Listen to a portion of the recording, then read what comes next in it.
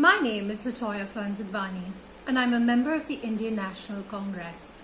I hold an MSc in Defence, Development and Diplomacy and Conflict from the Durham Global Security Institute in the United Kingdom, which is why I feel compelled to share my insights with you on this matter. We, the people of India, are shocked, and the world is horrified.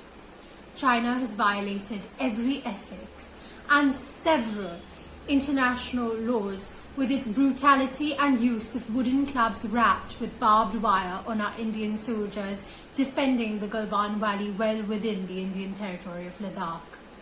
I put it to you that the retro-innovation employed by the People's Liberation Army, namely modifying, issuing and utilizing these barbed clubs to bludgeon to death and brutalize Indian soldiers, are gross and actionable infractions of the principles of international humanitarian law. These are legal laws and conventions strictly adhered to by every civilized nation in the world. The International Conference of the Red Cross's 20th Vienna Conference in 1965 categorically stated about indiscriminate warfare that the right of parties to a conflict to adopt means of injuring the enemy is not unlimited. International law has taken great care to specify what makes weapons legal or illegal to use while conducting hostilities. Weapons must not cause unnecessary suffering or have indiscriminate effects beyond the immediate objective of the hostilities. This finds precedent in the 1868 St. Petersburg Declaration, which states, and I quote, that the only legitimate object which states should endeavour to accomplish during war is to weaken the military forces of the enemy. That for this purpose it is sufficient to disable the greatest possible number of men. However, that this object would be exceeded by the employment of arms which uselessly aggravate the suffering of disabled men or render their death inevitable. That the employment of such arms would therefore be contrary to the laws of humanity. The Hague Conventions of 1899 and 1907 also evolved related treaties.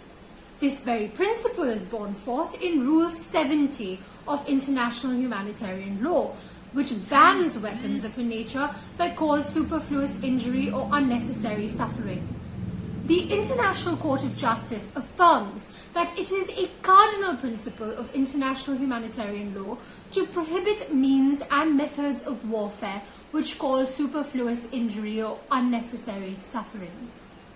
It is the effect of a weapon on combatants, and not whether it includes the use of firepower or not, which classifies a weapon as illegal.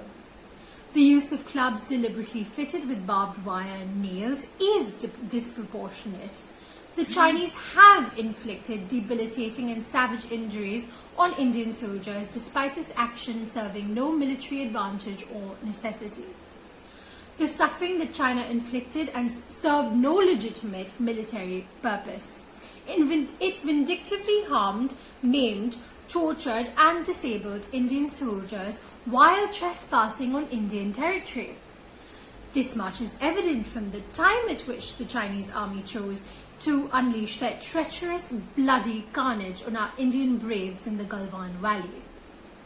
The surprise attack occurred against the backdrop of what India was deceived into believing were bona fide bilateral talks and de-escalation between brigadiers and colonels on both sides.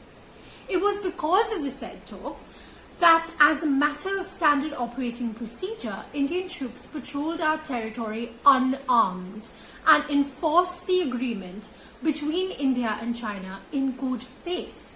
They rightfully expected that their counterparts in the Chinese army would also respect the agreed SOPs and come unarmed. They did not suspect that the Chinese soldiers would be armed or that they would retreat only to mount a cowardly and covert offensive later. China's atrocities against Indian soldiers in Ladakh are war crimes under the statute of the International Criminal Court, which emphasizes that methods of warfare which are of the nature to cause superfluous injury or unnecessary suffering constitute war crimes. The Chinese government's allegation that the surprise attack occurred because India crossed the line of actual control is a shamefaced lie, configured to attempt to justify a unilateral alteration of the line of actual control by China, which it has no right to do. It does not in any way justify the war crime by China which followed. I've learned reliably from a retired general that the use of barbed wire clubs has happened with the direct connivance of those who sit at the very top of the chain of command of China's PLA. The choice of weapon is telling of China's intent to camouflage a premeditated attack on Indian soldiers as a spontaneous one. In hand-to-hand combat, it is common for soldiers to attack each other with stones and knives. However, using well-finished wooden clubs wrapped in barbed wire cannot possibly constitute improvised implements in the heat of the moment. Neither are clubs and barbed wire standard issue to soldiers, owing to their illegality and how unethical it is to use irregular implements as weapons. The timeline also refutes China's pretense that the atrocity on Indian soldiers happened in the heat of the moment during hand-to-hand combat. To the contrary, it proves that it was a premeditated surprise attack. In contravention of the de-escalation agreement between India and China on June 6, 2020, the Chinese soldiers erected a tent just 2 days later, on June 8th, in an area controlled by India that they had committed they would withdraw from. This they confirmed on the 11th. On Sunday, June 14th, Indian troops dismantled that tent in order to enforce the June 6 de-escalation agreement between India and China. The surprise attack on the unarmed Indian 16 Bihar troops by the Chinese occurred a whole day later, on Monday the 15th of June, in the cover of the night, indicating that the use of these illegal weapons was indeed premeditated. Rule 71 of International Humanitarian Law also prevents the use of weapons that are by nature indiscriminate. Whether a weapon is indiscriminate or not is not solely to do whether it can target combatants and avoid civilian casualties.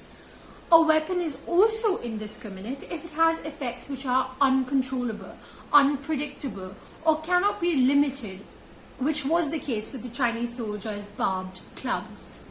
Large rocks were also hurled at unsuspecting Indian soldiers by the Chinese guerrilla forces from the ridge above their camp, a cowardly action that is sure to invite the international censure it calls for. China must be reminded that prisoners of war, that is in this case members of the Indian Army, who fall into the arms of their Chinese adversaries, are protected under the Third Geneva Convention. It is a condemnable war crime on the part of China that survivors on the Indian side reported that they were being hunted down by the Chinese army death squads who knew full well that they were unarmed. Many soldiers were forcibly pushed into the icy river below. Their fellow soldiers were dragged away to be killed or taken prisoner. The ongoing detention of any such unarmed Indian troops is illegal under international law.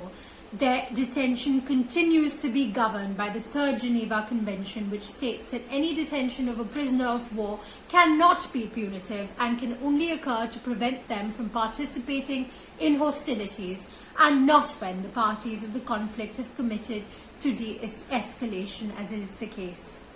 It is imperative that the aggressors in China immediately release any Indian soldiers who continue to be held by them. India and the international community will hold China accountable for their shocking violations of international law committed after they illegally entered upon India's sovereign territory in Ladakh. Jai Hind.